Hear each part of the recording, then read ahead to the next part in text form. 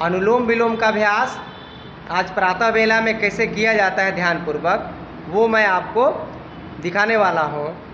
और बहनों के द्वारा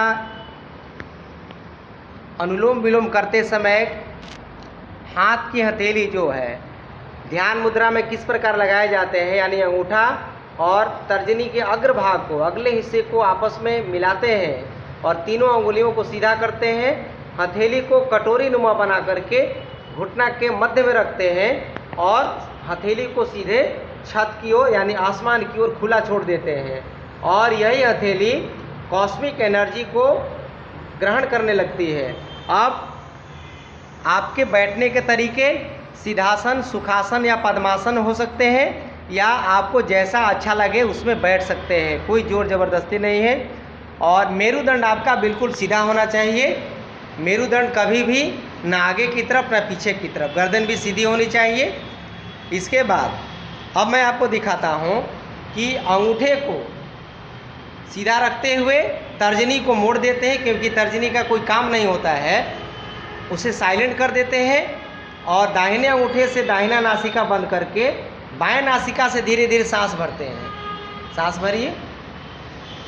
सांस जब पूरा भर जाए तो दोनों बीच की उंगलियों से बाएं नासिका को बंद करिए और दाहिने नासिका से सांस को धीरे धीरे छोड़ेंगे 5 सेकंड कम से कम। जब सांस निकल जाए तो फिर दाहिने नासिका से ही सांस को धीरे धीरे भरिए। पूरा भरते हैं और फिर दाहिना से भर के बाएं से छोड़ देते हैं। ये क्रिया लगातार करनी है। इसके बाद इसमें एक सावधानी को याद जरूर रखिएगा कि जब भी अनुलोम विलोम शुरू करें तो दाहिने नाक से नहीं शुरू करना है, आपको बाएं नाक से ही शुरू करना है। हाथ का इस्तेमाल कोई भी कर सकते हैं, बायां भी कर सकते हैं, दाहिना भी कर सकते हैं, लेकिन आपको शुरुआत बाएं नाक से करनी है, क्योंकि वो चंद्र स्वर है, वो ईड़ा है, वो ठंडा है, वो चंद्रमा का प्रतीक है। अब इस अभ्यास को लगातार करिए। अब यहाँ स्टार्ट करके अपने मन को उगते हुए भगवान सूर्य पर या चंद्रदेव पर या अपने माता पिता के चेहरे पर या कोई परमात्मा के, प्रभु के, भगवान के चित्र पर ध्यान को केंद्रित करिए। अब उसी चीज़ को लगातार एक टक से निहारते हुए इस अभ्यास को दोहराते रहिए और हर सांसों के साथ आपको यही सोचना है, हे परमात्मा, जब हम सांस भर रहे हैं तो इस वातावरण की जो दिव्य शक्तियाँ हैं वो धीरे धीरे हमारे नासिका के द्वारा अंदर की ओर प्रवेश कर रहे हैं। और जब सांस को छोड़िए तो आप ऐसा मन में भावना करिए कि हमारे अंदर के जितने भी विकार हैं, टॉक्सिन हैं, बीमारियां हैं, व्याधियां हैं, परेशान करने वाले तत्व हैं, सबको सांसों के साथ बाहर छोड़िए।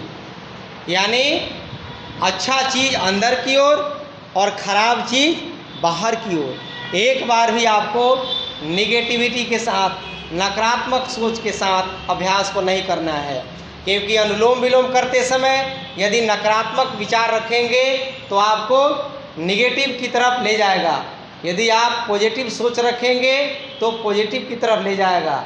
इसीलिए कहा गया है कि अभ्यास के दौरान एक बार भी, लेस मात्र भी, कभी भी गलत विचारों को, गलत सोच को, गलत भावनाओं को नहीं धारण करिए। लगातार करते रहिए। इस अभ्यास को करने से मानस रोग, मानसिक समस्याएं दूर होती हैं, क्योंकि आजकल 99% बीमारियां तनाव, क्रोध, चिड़चिड़ापन, असहज, सीधा बैठो बेटी, सीधा बैठो, हाँ। इसलिए सबसे पहला काम है हम अपने जीवन से तनाव को दूर रखें। यह जीवन है, इसमें संघर्ष होते रहेंगे, परेशानियां आती जाती रहेंगी।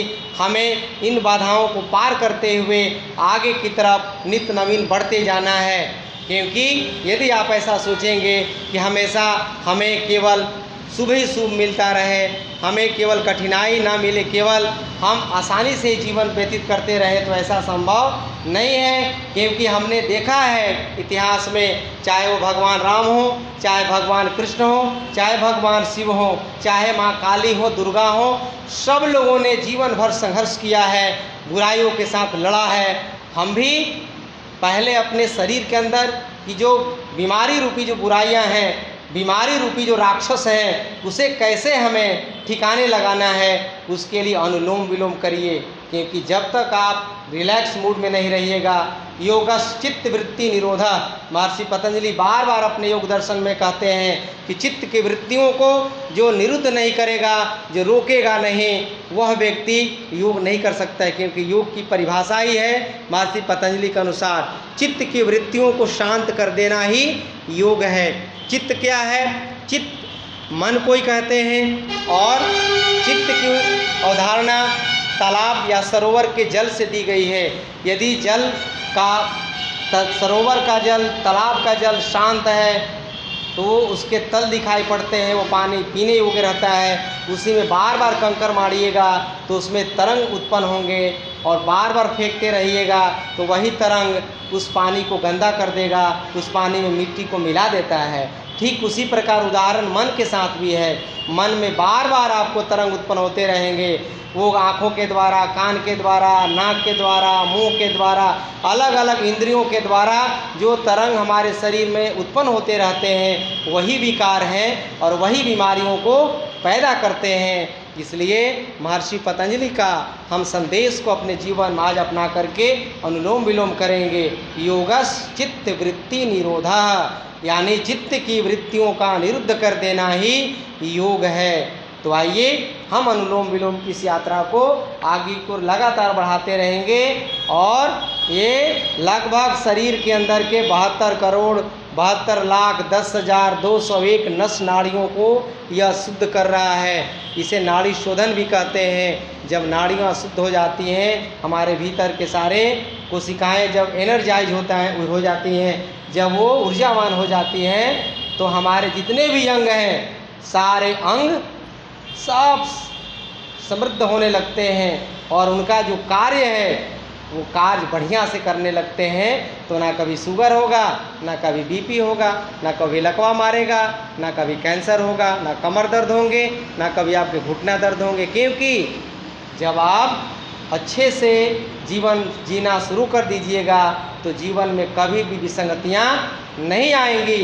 एक बात याद रखिए, आयुर्वेद के अनुसार, प्राकृतिक चिकित्सा के अनुसार, बीमारियां होने का एक ही कारण है, शरीर के अंदर टॉक्सिन का जमा होना, शरीर के अंदर विकारों का जमा होना। और बीमारियों का सफाई करने का एक ही उपाय है, अपने शरीर से, अपने मन से टॉक्सिन्स को बाहर कर दीजिए। यानी घर से कचरा को बाहर कर दीजिए, घर आपका स्वर्ग हो जाएगा, घर आपका शुद्ध हो जाएगा। तो आइए आप सभी इस अभ्यास को बहुत तन्मयता के साथ किया है, ध्यानपूर्वक किया है। इस अभ्यास को कम से कम 15 मिनट से 30 मिनट करने की आदत डालिएगा, तब जाकर के इसका अपेक्षित लाभ आपको मिलना शुरू हो जाएगा।